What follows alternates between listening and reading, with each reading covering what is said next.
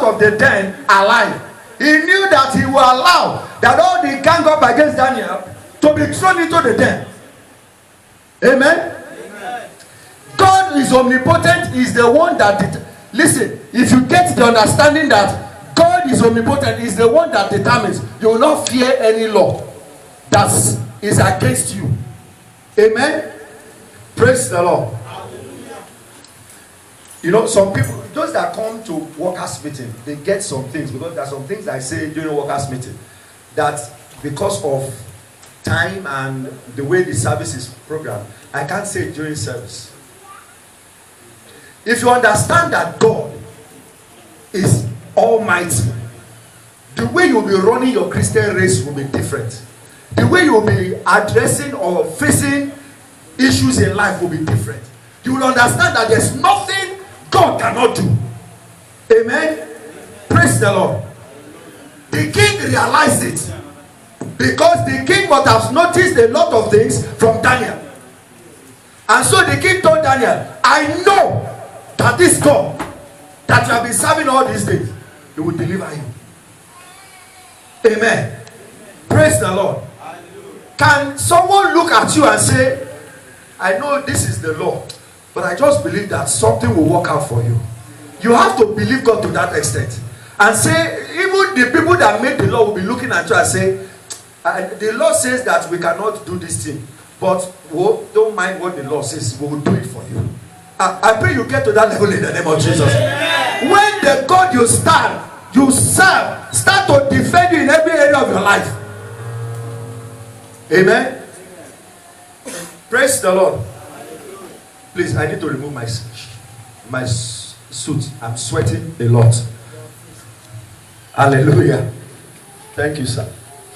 Amen. Praise the Lord. The king realized that the God that Daniel served could deliver Daniel. I pray that you will just get to the level where you will understand that this Almighty God can deliver you. Amen. You will get to that level.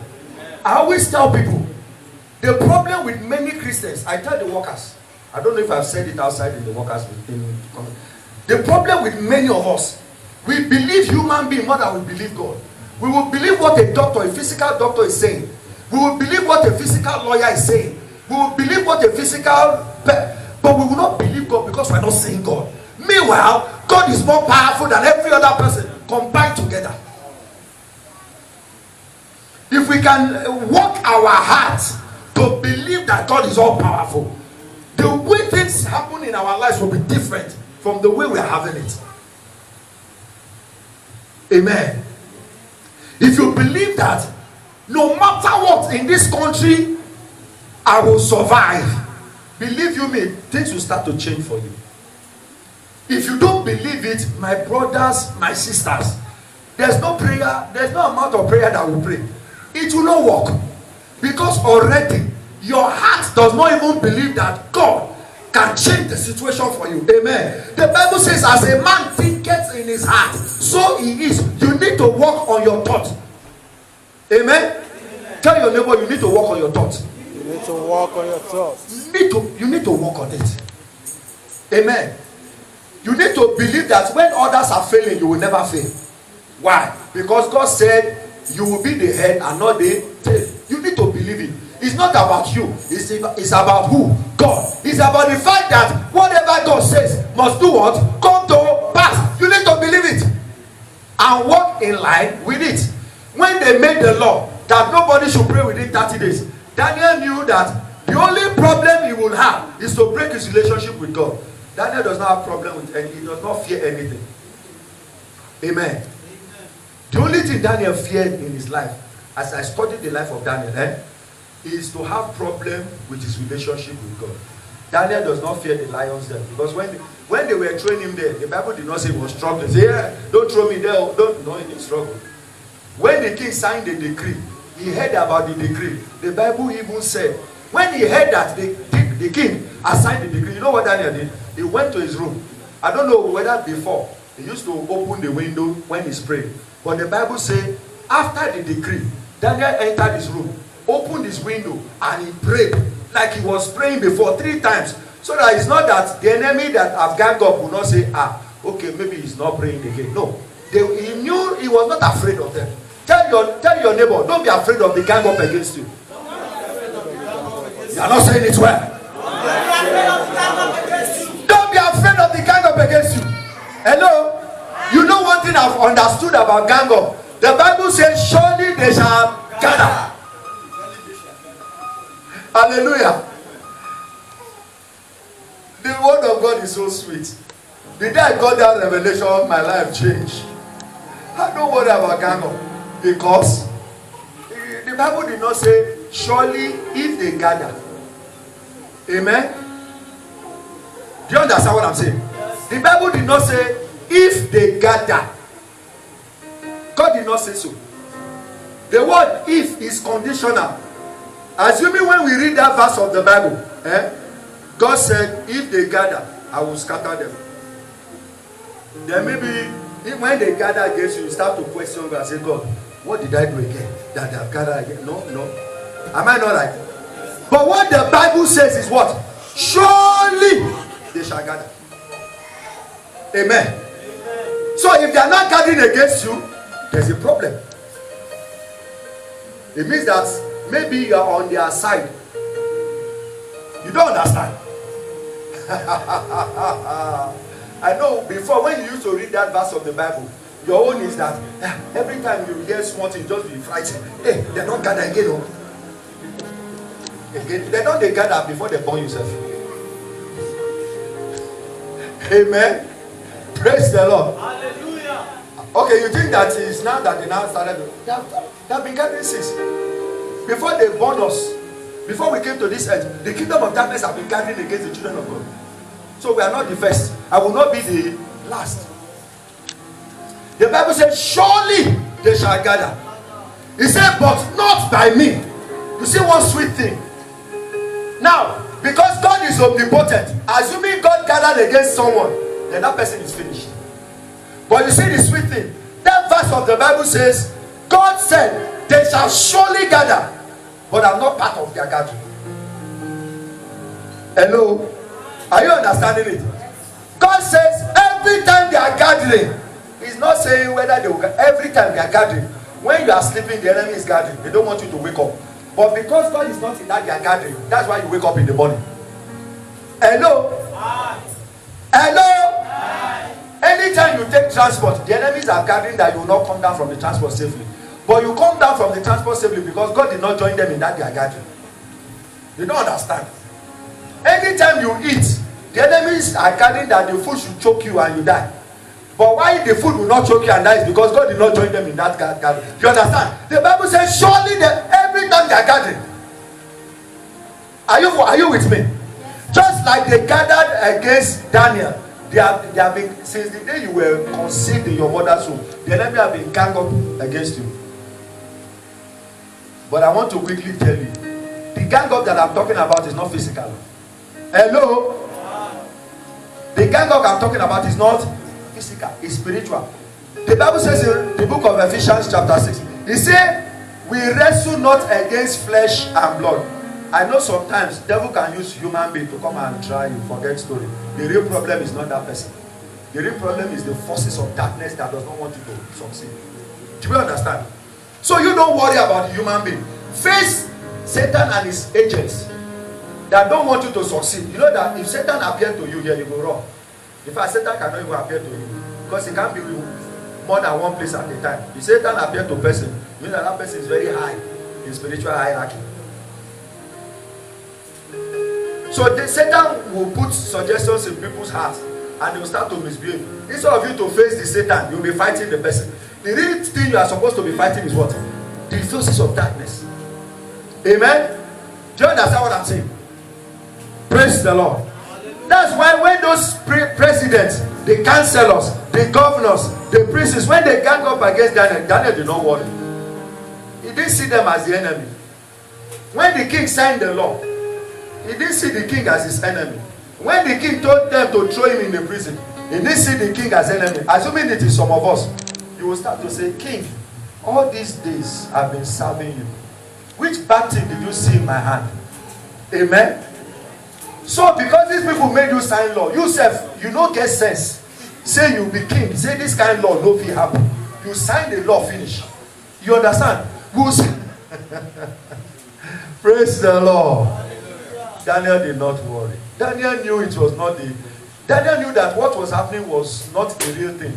The real thing was the forces of darkness that were waging war against him as a servant of God. Amen. In life, the forces of darkness are waging war against you. If you don't know, you better know. And you need to face the battle. Amen. Carry the battle to the enemy's camp. But with the human beings, live peacefully. Daniel lived peacefully with the king. Daniel lived peacefully with all the people that gang up. Actually, the same people that made the law that they should kill the king. So the king now decided to change the decree. So you people said I should make an unrighteous decree. Now I will make the right decree. All the people that are in this land should begin to serve the Almighty God, the God of Daniel. And you see all you these people that gang up against Daniel, that den that you said I should throw Daniel, that's where they were thrown into. Amen? Praise the Lord. You don't need to fight for yourself. God will fight for you. All you need to do is to make sure that nothing breaks your flow with God. Don't let anything disturb your flow with God.